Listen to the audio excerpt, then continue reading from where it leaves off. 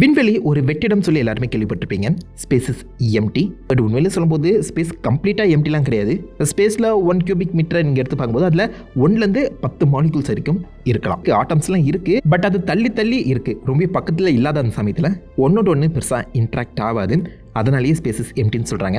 இந்த ஒரு காரணத்தினால தான் நீங்கள் ஸ்பேஸில் என்ன காட்டு கத்தல் கத்தினாலும் அந்த சத்தம் ட்ராவலே ஆகாது. ஏன்னா சவுண்ட் ட்ராவல் ஆகிறதுக்கு ஒரு மீடியம் தேவை. நம்ம பூமியில் நம்ம கத்தும்போது காற்று வழியாக அந்த சவுண்ட் ட்ராவல் ஆகுது. பட் காற்றையுமே நீங்கள் எடுத்து பார்த்தீங்கன்னா அந்த மாலிகுல்ஸ் அண்ட் ஆட்டம்ஸ் வந்து கொஞ்சம் டிஃப்ரெண்ட்டாக தான் ஸ்பேஸ் ஆகியிருக்கும், ரேண்டமாக ஸ்பேஸ் ஆகியிருக்கும். பட் இருந்தாலும் ஸ்பேஸை விட இங்கே இருக்க மாலிகுல்ஸ் பக்கத்தில் இருக்குது. பட் இது இன்னும் டைட்டாக கொண்டு வரும்போது சவுண்டு இன்னும் அது வேகத்தில் ட்ராவல் ஆகும். காற்றை விட தண்ணியில் சவுண்டோட வேகம் அதிகமாக இருக்கும். ஏன்னா காற்றை விட தண்ணியில் இருக்க பார்ட்டிகல்ஸ் மாலிகுல்ஸ் வந்து பார்த்தீங்கன்னா இன்னும் டென்ஸாக பேக் ஆகிருக்கும். இதை விட சாலிடாக இருக்கக்கூடிய ஸ்டீலு, வுட்டு, இதில் இருக்கக்கூடிய பார்ட்டிகல்ஸ் அண்ட் மாலிகுல்ஸ் வந்து பார்த்தீங்கன்னா இன்னும் ஸ்ட்ராங்காக பக்கத்தில் பேக் ஆகிருக்கு. அந்த சமயத்தில் இதில் சவுண்டோட வேகம் காற்றுல பரவுற அந்த வேகத்தை விட பல மடங்கு அதிகமாக இருக்கும். பட் எவ்வளோ வேகம் போனாலும் ஒளியோட வேகத்தை ரீச் பண்ண முடியாது.